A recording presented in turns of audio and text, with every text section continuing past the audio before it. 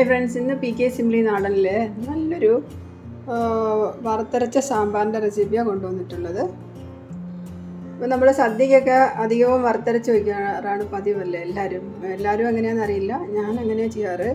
കുറച്ച് ടേസ്റ്റി ആയിട്ട് ഓണത്തിന്, വിഷുവിന്, ദീപാവലിക്ക്, അങ്ങനെ പിറന്നാളിനോ അങ്ങനെയൊക്കെ ആകുമ്പോൾ വരുമ്പോഴത്തേക്ക് ഒരു വറുത്തരച്ച സാമ്പാറാണ് വയ്ക്കാറ്. എന്ന് പറഞ്ഞാൽ വറുത്തരച്ച സാമ്പാർ വയ്ക്കുമ്പോൾ സാധാ സാമ്പാറിനേക്കാളും ടേസ്റ്റും അധികമായിരിക്കും, കുറച്ചധികം കഴിക്കുകയും ചെയ്യും. നിറയെ ആൾക്കാരൊക്കെ ഉണ്ടാവുമല്ലോ, അപ്പോൾ അവർക്കൊക്കെ കുറച്ച് ടേസ്റ്റി ആയിട്ട് കഴിക്കാൻ പറ്റും. അപ്പോൾ ഇതുപോലെ നമുക്ക് തയ്യാറാക്കിയാൽ ബ്രേക്ക്ഫാസ്റ്റിനോ ലഞ്ചിനോ ഡിന്നറിനോ ഒക്കെ എടുക്കാൻ പറ്റും. അപ്പോൾ ഇതെങ്ങനെയാണ് തയ്യാറാക്കണമെന്ന് നമുക്ക് നോക്കിയിട്ട് വരാം. ഹായ് ഫ്രണ്ട്സ്, ഇന്നത്തെ PK സിംപ്ലിയിലെ വീഡിയോ ഒന്ന് നല്ലൊരു വറുത്തരച്ച സാമ്പാറിൻ്റെ റെസിപ്പിയാണ്. നമ്മൾ സദ്യയൊക്കെ വയ്ക്കുന്നത്. ഇപ്പോൾ ഓണമായാലും നമ്മൾ വറുത്തരച്ച സാമ്പാറാണ്, നല്ല ടേസ്റ്റ് ആയിരിക്കും. അതാ വയ്ക്കാറ് സാധാരണ വിശേഷങ്ങളിൽ. അപ്പോൾ ഞാനതിന് കുറച്ച് വെജിറ്റബിൾസ് കട്ട് കൊണ്ടുവന്നുണ്ട്. വെള്ളരിക്ക, ക്യാരറ്റ്, മുരിങ്ങയ്ക്ക, പിന്നെ കുറച്ച് ഉള്ളി. നമ്മളിപ്പോൾ സാമ്പാറിന് എന്തൊക്കെ ഇടുന്ന എല്ലാം ഉണ്ട്. ഞാൻ കുറച്ച് വെണ്ടയ്ക്ക പ്രത്യേകം മാറ്റി വെച്ചിട്ടുണ്ട്. അത് നമുക്ക് ഇത് എല്ലാ സാമ്പാറെല്ലാം ആയതിനു ശേഷം ഇട്ടാൽ മതി, അല്ലെങ്കിൽ അത് ഉടഞ്ഞു പോകില്ല. അപ്പോൾ ഞാനിതിന് വറുക്കാനായിട്ട് കുറച്ച് കടലപ്പരിപ്പ്, ഒരു സ്പൂൺ കടലപ്പരിപ്പ്, ഒരു അര സ്പൂൺ ചെറുപയറിൻ്റെ പരിപ്പ്, പിന്നെ ഒരു 2 സ്പൂൺ കൊത്തമല്ലി, മുഴുവൻ കൊത്തമല്ലി, ഒരു അര സ്പൂൺ ഉലുവ, പിന്നെ കുറച്ച് മുളക് നന്നായിട്ട് കട്ട് ചെയ്ത് വെച്ചിട്ടുണ്ട്. നമ്മൾ വറുക്കുമ്പോൾ അത് ചാടിപ്പോവില്ലേ, അപ്പോൾ ചാടിപ്പോകാണ്ടിരിക്കാൻ വേണ്ടിയിട്ട് ഒരു 5-6 കട്ട് ചെയ്ത് വെച്ചിട്ടുണ്ട്. പിന്നെ കുറച്ച് തേങ്ങ ഞാൻ കൊത്തി വെച്ചിട്ടുണ്ട്. അതിൻ്റെ കൂടെ കറിവേപ്പില. ഇനി ഇതിൻ്റെ കൂടെ നമുക്ക് കുറച്ച് ജീരകം കൂടെ ചേർക്കാം. ജീരകം നമ്മൾ വറുത്ത് ലാസ്റ്റ് ഇടുള്ളൂ, അല്ലെങ്കിൽ അത് കരിഞ്ഞു പോകും. നമുക്കിനി ഇതെല്ലാം കൂടെ ഒന്ന് വറുത്തെടുക്കാം. ഞാനിവിടെ ഒരു പാൻ വെച്ചിട്ടുണ്ട്. നമുക്ക് അതിലേക്ക് എടുത്തു വെച്ച സാധനങ്ങളൊക്കെ, ഞാനിത് എണ്ണ ഒഴിക്കാതെയാണ് വറുക്കുന്നത്. എണ്ണ ഒഴിക്കാണ്ട് വറുത്തെടുത്തിട്ട് നമുക്ക് നല്ല പൊടിച്ചതിന് ശേഷം വെള്ളം ഒഴിച്ച് അരയ്ക്കണം.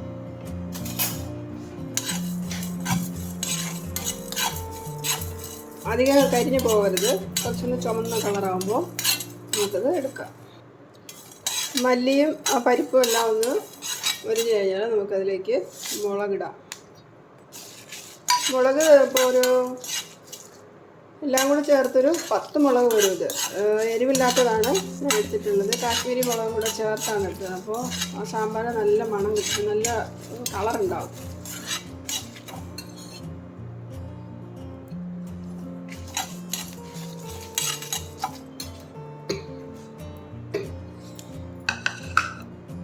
ഇത് വറുക്കുമ്പോൾ നല്ല ആ മുളക് ഇടുമ്പോഴത്തേക്കും അതിൻ്റെ ആ എരിവ് നമുക്ക് മൂക്കിൽ കയറും. ചുമയും വന്നു. മുളക് ഒന്ന് കളർ മാറിയിട്ടുണ്ട്. അപ്പോൾ അതിലേക്ക് നമുക്ക് ഒരു ചെറിയ സ്പൂണിന് ഒരു 2 സ്പൂൺ ജീരകം ഇടാം. ജീരകവും പെരുങ്കായമാണ് ഈ സാമ്പാറിന് നല്ല മണം കൊടുക്കുന്നത്. അതായത് സ്റ്റവ് ഓഫ് ചെയ്ത് കഴിഞ്ഞു. ഈ ചൂടിലേക്ക് നമുക്ക് എടുത്തു വെച്ച തേങ്ങ ഇടാം. അതിലേക്ക് തേങ്ങ അധികം ഒന്നും മൊരിയണ്ട, കാരണം ഇനി ഇത് സാമ്പാറിൽ കിടന്ന് വെന്ത് പോകില്ലേ. അപ്പോൾ എല്ലാം കൂടെ ഒരു തേങ്ങയുടെ ക്വാളിറ്റിയെ കുറയും. അപ്പോൾ നമുക്ക് ഇത് വെറുതെ ഒന്നിങ്ങനെ ഒന്ന് മൂപ്പിച്ചെടുത്താൽ ഈ ചട്ടിയുടെ ചൂടിൽ കിടന്ന് അതിൻ്റെ ആ ചെറിയൊരു വെള്ളത്തിൻ്റെ അംശം മാറിക്കൊള്ളും. ഇത്രേ ഉള്ളൂ ഇതിൻ്റെ മസാല. ഇനി ഇതിനെ നമുക്കൊന്ന് നല്ലോണം ഒന്ന് അരച്ചെടുക്കണം ആറിയിട്ട്. ആ സമയം കൊണ്ട് നമുക്ക് സാമ്പാറിനുള്ള വെജിറ്റബിൾസ് റെഡിയാക്കാം. അതിനിവിടെ നേരത്തെ തന്നെ പരിപ്പും പച്ചമുളകും തക്കാളിയും കായം ഉലുവയൊക്കെ ഇട്ട് ഞാനിവിടെ പരിപ്പ് വേവിച്ച് വെച്ചിട്ടുണ്ട്. ഇനി നമുക്ക് ആ വെജിറ്റബിൾസ് ഒന്ന് എണ്ണയിലൊന്ന് ചെറുതായിട്ട് കുറച്ച് എണ്ണ ഒഴിച്ചിട്ട് ശകലം ഒന്ന് വാട്ടിയിട്ട് വേണം നമുക്ക് ബാക്കി ചെയ്യാൻ. ഞാനിവിടെ ഒരു സ്റ്റീൽ പാത്രമാണ് വെച്ചിട്ടുള്ളത്. ചുവട് കട്ടിയിട്ടുള്ള ഒരു പാത്രമാണ്. അതിലേക്ക് ഞാൻ കുറച്ച് എണ്ണ ഒഴിച്ചിട്ടുണ്ട്. വെളിച്ചെണ്ണയാണ് ഒഴിച്ചത്, തേങ്ങ എണ്ണയാണ് ഒഴിച്ചത്. അതിലേക്ക് നമുക്ക് കുറച്ച് കറിവേപ്പില ഇട്ട് ഈ കട്ട് ചെയ്ത് വെച്ചിരിക്കുന്ന വെജിറ്റബിൾസൊക്കെ അതിലേക്ക്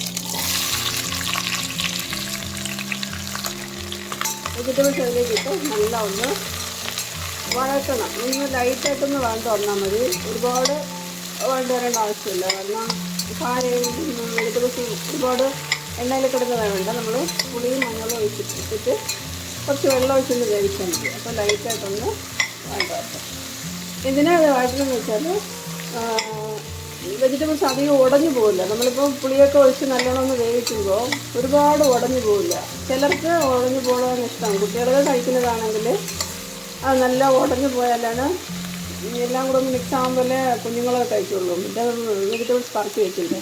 പക്ഷേ ടേസ്റ്റ് എന്താണെന്ന് വെച്ചാൽ അധികം വേവാതെ വെജിറ്റബിൾസിൻ്റെ കഷ്ണങ്ങളെല്ലാം അങ്ങനെ കിടക്കുന്നതാണ് നല്ലൊരു ടേസ്റ്റ്. അപ്പം ഞാൻ അങ്ങനെയാണ് ചെയ്യേണ്ടത്. വറുത്തരച്ചും കൂടെ വയ്ക്കുന്നതല്ലേ. അപ്പോൾ അതൊന്ന് വേണ്ടിയിട്ട് നമുക്ക് മഞ്ഞളും ഉപ്പും ഇടാം. അപ്പോൾ വെജിറ്റബിൾസ് നല്ല ഒന്ന് വേണ്ട വന്നിട്ടുണ്ട്. അല്ലെങ്കിൽ നമുക്ക് ഒരു അര സ്പൂൺ മഞ്ഞൾപ്പൊടി, ഒരു പീസ് കായ ഇട്ടത്, ചെറിയൊരു നെല്ലിക്കയുടെ പകുതി പീസാണ്. ഇതിൻ്റെ ഒരു കാൽഭാഗം ഞാൻ പരിപ്പിലിട്ട് വെച്ചിട്ടുണ്ട്.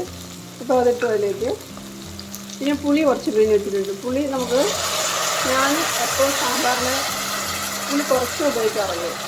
കാരണം അധികം പുളിയായാലും സാമ്പാറിന് ടേസ്റ്റ് ഉണ്ടാവില്ല, ഭയങ്കര പുളിയായിരിക്കും. അപ്പോൾ നമ്മൾ സാമ്പാറിന് എപ്പോഴും തക്കാളി കുറച്ച് അധികം ഇട്ടിട്ട് പുളി കുറച്ച് ഒഴിക്കണം. ചീത്തയാവുമെന്ന് വെച്ചിട്ട് അധികം പുളി ഒഴിച്ചാലും അതിൻ്റെ ടേസ്റ്റ് വ്യത്യാസം വരും. അപ്പോൾ അങ്ങനെയാണ് ചെയ്യേണ്ടത്. അപ്പോൾ ഇനി നമുക്കിതിലേക്ക് കുറച്ച് ഉപ്പിടാം.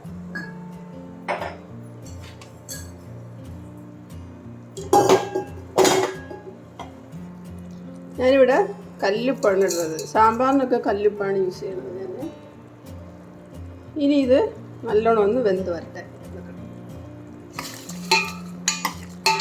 ഇത്ര വെള്ളം മതി, കാരണം ഇത് വേവാനുള്ള വെള്ളം ഇത് മതി. നമ്മൾ മസാലയൊക്കെ അരച്ച് അത് കഴുകിയൊക്കെ ഒഴിക്കുമ്പോഴത്തേക്ക് കുറച്ച് കൂടുതലാവും. ഇനി നമുക്ക് നല്ല ഫാസ്റ്റാക്കി വെച്ച് വേവിച്ചെടുക്കാം. ഇത് മൂടി വെച്ച് തന്നെ വേവിക്കാം. നമുക്കിനി ആ വെജിറ്റബിൾസ് വേവണ സമയം കൊണ്ട് മസാല നമുക്ക് അരച്ചെടുത്തിട്ട് വരാം. നല്ല സ്മൂത്തായിട്ട് അരയ്ക്കണം. ഇത് ഫസ്റ്റ് ഇതൊന്ന് പൊടിച്ചിട്ട് നെക്സ്റ്റ് വെള്ളം ഒഴിച്ച് അരയ്ക്കുമ്പോൾ നല്ലോണം അരഞ്ഞോളും.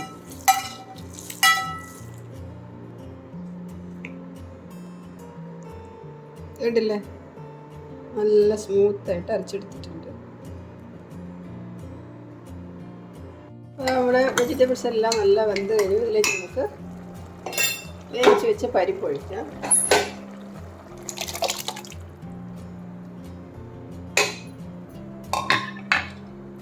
പരിപ്പ് ഒഴിച്ച് നമ്മൾ അരച്ച് വെച്ച മസാല അതിലേക്ക് ഇടാം.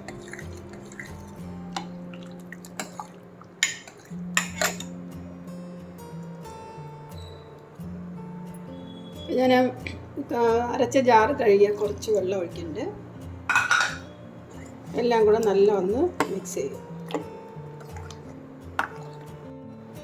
എല്ലാം ഒഴിച്ച് ആ സമയത്ത് നമുക്ക് വെണ്ടയ്ക്ക ഇടാം. ഇതൊരു 5 വെണ്ടയ്ക്കയുണ്ട്. അപ്പോൾ ഇത് തിളച്ച് വരുമ്പോഴത്തേക്ക് വെണ്ടയ്ക്കയും വേവും കറക്റ്റായിരിക്കും. അത് അധികം ഉടഞ്ഞു പോവില്ല. ഇനി ഇതിലേക്ക് നമുക്ക് ഉപ്പോ പുളിയോ എന്താ ഉള്ളതെന്ന് വെച്ചാൽ കുറവാണെങ്കിൽ ഇട്ടിട്ട് നല്ല ഒന്ന് തിളപ്പിച്ചെടുത്താൽ മതി. ഇതിലേക്ക് കുറച്ച് മല്ലിയില,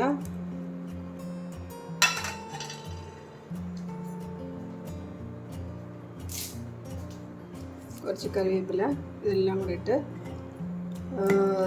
അടി കട്ടി കുറഞ്ഞ പാത്രമാണെങ്കിൽ നമ്മൾ ലോ ഫ്ലെയിമിൽ വെച്ച് വേണം തിളപ്പിക്കാനായിട്ട്. കാരണം പരിപ്പൊക്കെ ചേർന്നതല്ലേ, ചിലപ്പോൾ അടിയിൽ പിടിക്കാം. നല്ല കട്ടിയുള്ള പാത്രമാണെങ്കിൽ നമ്മൾ കുറച്ച് ഒരു മീഡിയം ഫ്ലെയിമിലിട്ട് തിളപ്പിച്ചെടുക്കാം. കുറച്ച് പുളിയുടെ കുറവുണ്ട്, ഇത്തിരി പുളിയുടെ ജ്യൂസ്, കുറച്ച് ഉപ്പും കൂടെ ആവശ്യമാണ്. ഇതിപ്പോൾ എല്ലാം കൂടെ നമ്മൾ അരച്ച് പറക്കി വരുമ്പോഴത്തേക്ക് അതിൻ്റെ കണ്ടൻറ്റ് കൂടും. അതാണ് സദ്യക്കൊക്കെ നമ്മൾ നിറയെ പേർക്ക് കൊടുക്കുമ്പോൾ കുറച്ചധികം വേണ്ടി വരും. ഇതെല്ലാം കൂടെ അരയ്ക്കുമ്പോഴത്തേക്ക് എല്ലാം കൂടെ അതിൻ്റെ കണ്ടൻറ്റ് അധികമാവും. അപ്പോൾ കുറച്ച് അധികം ഇത്തിരി പുളി കൂടുതൽ വേണ്ടി വരും. കഷ്ണത്തിലൊക്കെ പിടിച്ച് വരണ്ടേ. ഇപ്പം ഞാൻ തേങ്ങ അരച്ചിട്ടും കൂടെ അധികം കറുത്ത കളറൊന്നും വന്നിട്ടില്ല. കാരണം തേങ്ങ നമ്മൾ ഒരുപാട് വറുത്തെടുത്തിട്ടില്ല, അതുകൊണ്ടാണ്. അപ്പോൾ അതിൻ്റെ നല്ലൊരു മണവും രുചിയുള്ളൊരു സാമ്പാറാണ് അത്. ഇനി ഇതൊന്ന് തിളയ്ക്കാൻ വേണ്ടി വയ്ക്കാം. തിളയ്ക്കാൻ വെച്ചിട്ട് നമ്മൾ ഇടയ്ക്കൊക്കെ ഒന്ന് ഇളക്കി കൊടുക്കണം. ചിലപ്പോൾ അടിയിൽ പിടിക്കാൻ സാധ്യതയുണ്ടാവും. അതുകൊണ്ട് നമ്മളത് വച്ചിട്ട് ഒന്നും നോക്കാതെ നടക്കാൻ പാടില്ല. ഇടയ്ക്കൊന്ന് ഇതിലും നമ്മുടെ ശ്രദ്ധയൊന്ന് പോകണം. സാമ്പാർ തിളയ്ക്കുന്ന സമയം കൊണ്ട് നമുക്ക് താളിച്ചൊഴിക്കാം. 2 സ്പൂൺ വെളിച്ചെണ്ണ ചൂടാകുമ്പോൾ അതിലേക്ക് കുറച്ച്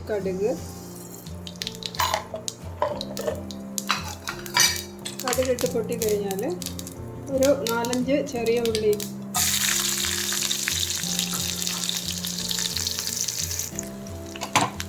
ഒന്ന് മുരിഞ്ഞ് വരുമ്പോൾ അതിലേക്ക് നമുക്ക് കുറച്ച് ജീരകം നമ്മൾ കടുക് എടുക്കുമ്പോൾ ജീരകം ഇടുമ്പോൾ നല്ല മണമാണ്. അല്ലെങ്കിൽ നമ്മുടെ അടുത്ത് സാമ്പാർ പൊടി ഉണ്ടെങ്കിൽ അത് കുറച്ചിടാം. അപ്പോൾ എൻ്റെ അടുത്ത് സാമ്പാർ പൊടിയില്ല.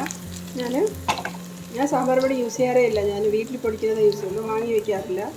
അല്ലെങ്കിൽ നമ്മൾ കുറച്ച് ജീരകത്തിലേക്ക് ഇടണം. അപ്പോൾ അതിൻ്റെ മണം നന്നായിട്ടുണ്ടാവും. അത് വറുത്തരച്ച സാമ്പാറിന് ഇതൊക്കെ കൂടെ ചേരുമ്പോൾ ഭയങ്കര ഒരു മണമായിരിക്കും. പിന്നെ 2-3 വറ്റൽമുളക്, ഇതെല്ലാം കൂടെ നല്ല ചുമന്ന കളറിൽ വരുമ്പോൾ നമുക്ക് കറിവേപ്പില, കൊത്തമല്ലി ഇട്ടെടുക്കാം.